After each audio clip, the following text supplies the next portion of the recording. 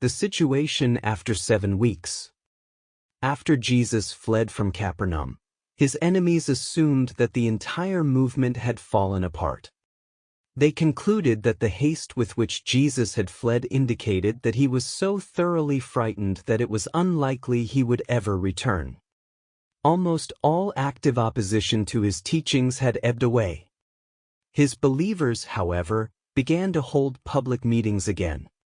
The tetrarch Philip, the half-brother of Herod Antipas, who ruled over territories northeast of the Sea of Galilee, had become a latent believer in Jesus.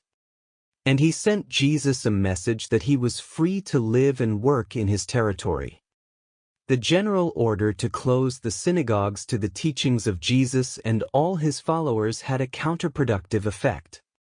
The vacuum that arose after Jesus disappeared from the scene caused a reaction among the entire Jewish people.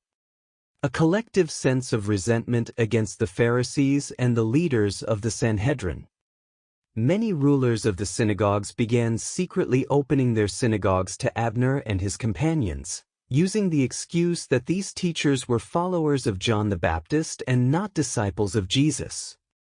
Even Herod Antipas had changed his mind, and when he learned that Jesus was staying across the lake in the territory of his half-brother Philip, he let him know that although he had signed the order for his arrest in Galilee, he had not issued an authorization for arrest in Perea, indicating that Jesus would not be bothered as long as he stayed outside Galilee.